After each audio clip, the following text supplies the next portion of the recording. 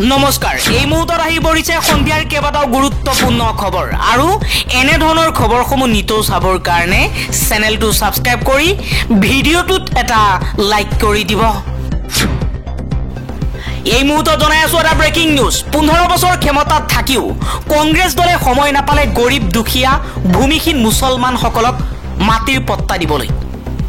Vote আহিলে হাতত কাগজ দেখুৱাই আশা দেখুৱাইছিল কংগ্ৰেছে, কিন্তু দিনৰ শেষত মাথো প্ৰতিশ্ৰুতিয়েই ভোট ললে, কিন্তু অধিকাৰ নিদিলে। পৰৱৰ্তী খবৰ, সুযোগ পায়ো অসমৰ সংখ্যালঘু মুছলমানৰ সমস্যা সমাধান কৰিবলৈ দিয়া নাছিল প্ৰাক্তন মন্ত্ৰী তথা বৰ্তমানৰ ধুবুৰীৰ সাংসদ ৰকিবুল হুছেইনে, লগতে ৱাজেদ আলী চৌধুৰীয়ে। সংখ্যালঘুৰ সমস্যা সমাধানৰ ক্ষেত্ৰত প্ৰাক্তন মুখ্যমন্ত্ৰী তৰুণ গগৈক বাধা দিছিল তদানীন্তনচাৰী কংগ্ৰেছী মন্ত্ৰীয়ে। কংগ্ৰেছীৰ বিৰুদ্ধে ৰকিবুল হুছেইনৰ বিৰুদ্ধে খৰপ হৈ এই মন্তব্য কৰিছে প্ৰাক্তন বিধায়ক আলী আকবৰ মিয়া। আলী আকবৰ মিয়াই কৈছে, সুযোগ পাইছিল সংখ্যালঘু মুছলমানক সহায় কৰিবলৈ, কিন্তু ৰকিবুল হুছেইনে, ৱাজেদ আলী চৌধুৰীয়ে আৰু আন দুজন মন্ত্ৰীয়ে মুছলমানৰ সংখ্যালঘু সমস্যাৰ সমাধান নকৰিলে। আন এটা খবৰ, উচ্ছেদক লৈ পুনৰ হুংকাৰ মুখ্যমন্ত্ৰী হিমন্ত বিশ্ব শৰ্মাৰ। মুখ্যমন্ত্ৰী হিমন্ত বিশ্ব শৰ্মাই কৈছে, কোনোবাই যদি ভাবিছে যে আমি এটা বা দুটা উচ্ছেদত থমকি ৰম, কাৰোবাৰ ৰঙা চকুক আমি ভয় কৰিম আৰু কাৰোবাৰ ওচৰত আমি শিৰ নত কৰিম, তেন্তে তেওঁলোকে জনা ভাল যে অসম আন্দোলনৰ শ্বহীদৰ মৃত্যুৰ হিচাপ নোহোৱালৈ আমি ক্ষান্ত নহওঁ।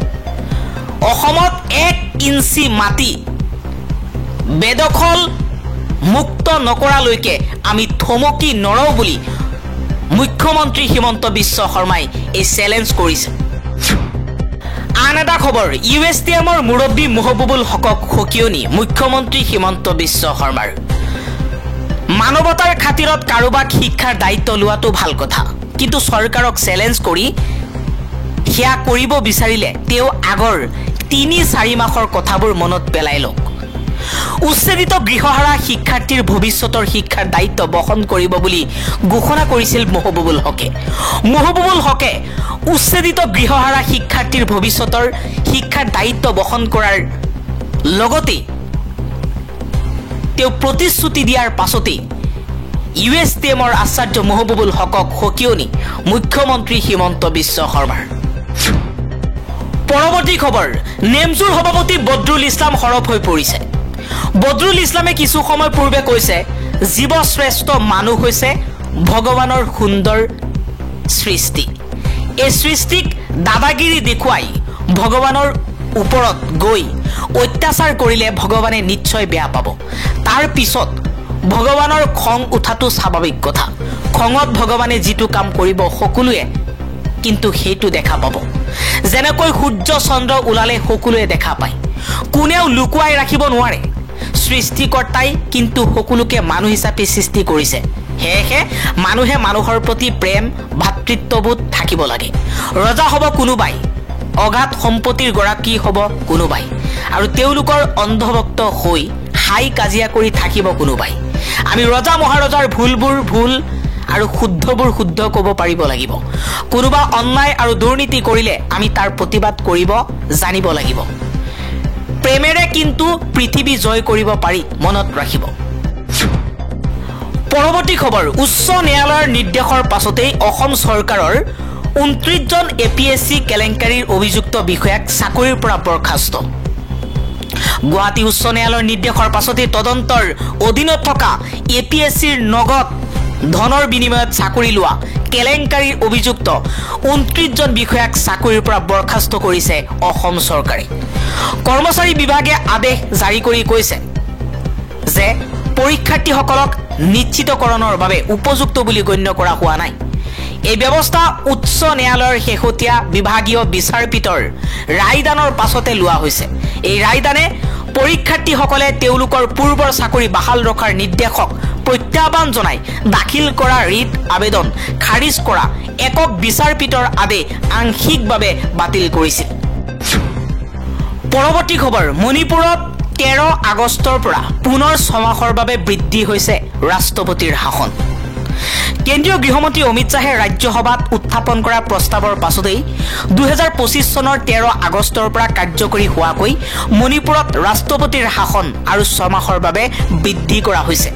উচ্চ সদনে জাৰি কৰা সংসদীয় বুলেটিনে এই উন্নয়ন নিশ্চিত কৰি কৈছে যে গৃহ পৰিক্ৰমা মন্ত্ৰী অমিত শ্বাহে প্ৰস্তাৱটোৰ জাননী দিছে, যিটো স্বীকাৰ কৰা হৈছে যে এই সদনে মণিপুৰৰ সন্দৰ্ভত 13 ফেব্ৰুৱাৰী 2025 তাৰিখে ৰাষ্ট্ৰপতিয়ে সংবিধানৰ 356 নম্বৰ অনুচ্ছেদৰ অধীনত জাৰি কৰা ঘোষণা বলবৎ হোৱাত 13 আগষ্ট 2020 চনৰ পৰা কাৰ্যকৰী হোৱাকৈ আৰু 6 মাহৰ বাবে অনুমোদন জনাইছে। আন এটা খবৰ, মুখ্যমন্ত্ৰী হিমন্ত বিশ্ব শৰ্মাৰ পদত্যাগৰ দাবী ৰাইজৰ দলৰ। অসমত 1 কোটি বাংলাদেশী মুছলমান আছে বুলি কোৱাৰ পিছত হিমন্ত বিশ্ব শৰ্মা মুখ্যমন্ত্ৰী হৈ থকাৰ নৈতিক অধিকাৰ হেৰুৱাই পেলাইছে। অতি শীঘ্ৰেই মুখ্যমন্ত্ৰী হিমন্ত বিশ্ব শৰ্মাই পদত্যাগ কৰিব লাগে। এই দাবী ৰাইজৰ দলৰ কেন্দ্ৰীয় সম্পাদক তথা মুখপাত্ৰ আশ্ৰাফুল ইছলামৰ। বিজেপি চৰকাৰে অসমৰ বিদেশী সমস্যাৰ স্থায়ী সমাধানৰ বাবে উচ্চতম ন্যায়ালয়ৰ তত্ত্বাৱধানত হোৱা NRCৰ কামটো শুদ্ধকৈ সম্পূৰ্ণ কৰাৰ সাহস কিয় দেখুৱাব পৰা নাই বুলিও প্ৰশ্ন কৰে ৰাইজৰ দলৰ কেন্দ্ৰীয় সম্পাদক তথা মুখপাত্ৰ আশ্ৰাফুল ইছলামে। মৌলিক সমস্যাবোৰৰ পৰা জনগণৰ দৃষ্টি আঁতৰাই ৰাখি অমানৱীয় উচ্ছেদ আৰু বিদেশী সমস্যাৰ নামত ধৰ্মীয় উন্মাদনা আৰু সাম্প্ৰদায়িক সংঘাত সৃষ্টি কৰি হিমন্ত বিশ্ব শৰ্মাই 2026ৰ নিৰ্বাচনী বৈতৰণি পাৰ কৰিব বিচাৰিছে বুলিও বিস্ফোৰক অভিযোগ উত্থাপন কৰিছে ৰাইজৰ দলৰ নেতাগৰাকীয়ে। আন এটা খবৰ, ধেমাজিত কামৰূপ এক্সপ্ৰেছৰ খুন্দাত 2 যুৱকৰ মৃত্যু। ৰেলৱে কৰ্মচাৰীৰ ভুলৰ বাবেই অঘটনৰ অভিযোগ ৰাইজৰ। ৰেলৰ খুন্দাত অমিত সোণোৱাল আৰু উত্তম সোণোৱাল নামৰ 2জন যুৱকৰ কৰুণ মৃত্যু হৈছে। মৃত অমিত সোণোৱাল বৰগাঁৱৰ গাঁও প্ৰধান। উৎকট গৰমৰ বাবে 2 যুৱকে নিশা ৰেল লাইনত বহি থকাৰ সন্দেহ ব্যক্ত কৰিছে স্থানীয় লোকে। পৰৱৰ্তী খবৰ, ইন্দিৰা গান্ধীক অতিক্ৰম কৰি প্ৰধানমন্ত্ৰী হিচাপে সৰ্বাধিক দীঘলীয়া কাৰ্যকালৰ অভিলেখ গঢ়িলে নৰেন্দ্ৰ মোদীয়ে। শুকুৰবাৰে পুৱা ভাৰতৰ ইতিহাসত এক নতুন নজিৰ সৃষ্টি কৰিলে প্ৰধানমন্ত্ৰী নৰেন্দ্ৰ মোদীয়ে। একেৰাহে দীৰ্ঘদিনীয়া প্ৰধানমন্ত্ৰীৰ তালিকাত তেওঁ 2য় স্থানলৈ উন্নীত হৈছে। অৱশ্যে সৰ্বাধিক দীৰ্ঘদিনীয়া প্ৰধানমন্ত্ৰীৰ তালিকাত তেওঁ বৰ্তমান 3য় স্থানত আছে। একেৰাহে 4078 দিন প্ৰধানমন্ত্ৰী হিচাপে কাৰ্যনিৰ্বাহ কৰিছে মোদীয়ে।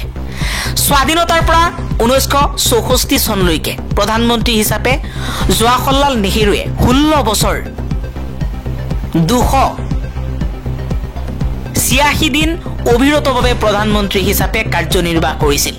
নেহৰুৰ পাছতে সৰ্বাধিক দীঘলীয়া প্ৰধানমন্ত্ৰীৰ অভিলেখ আছে ইন্দিৰা গান্ধীৰ। প্ৰথম কাৰ্যকালত তেওঁ 11 বছৰ 59 দিন প্ৰধানমন্ত্ৰী আছিল। পাছলৈ 1980 চনৰ নিৰ্বাচনত জয়ী হৈ আৰু 4 বছৰ প্ৰধানমন্ত্ৰী হিচাপে কাৰ্যনিৰ্বাহ কৰিছিল। আনহাতে 2014 চনৰ পৰা নৰেন্দ্ৰ মোদীয়ে প্ৰধানমন্ত্ৰীৰ পদত অধিষ্ঠিত হৈ 11 বছৰ 60 দিন ধৰি প্ৰধানমন্ত্ৰীৰ পদত অধিষ্ঠিত হৈ আছে। নৰেন্দ্ৰ মোদীয়ে ইতিমধ্যে প্ৰধানমন্ত্ৰী হিচাপে কেইবাটাও নজিৰ গঢ়ি তুলিছে। ভাৰতৰ স্বাধীনতাৰ পাছত জন্ম হোৱা প্ৰথমজন প্ৰধানমন্ত্ৰী। তদুপৰি সৰ্বাধিক দীঘলীয়া এই পদত অধিষ্ঠিত হোৱা প্ৰথমজন অকংগ্ৰেছী প্ৰধানমন্ত্ৰী হিচাপেও তেওঁৰ অভিলেখ আছে। তেওঁ অহিন্দীভাষী ৰাজ্যৰ নেতা হিচাপে দীৰ্ঘদিনীয়া প্ৰধানমন্ত্ৰী হোৱাৰ নজিৰ গঢ়ি তুলিছিল। একেৰাহে 2টা কাৰ্যকাল প্ৰধানমন্ত্ৰী হিচাপে কাৰ্যনিৰ্বাহ কৰা একমাত্ৰ অকংগ্ৰেছ নেতা।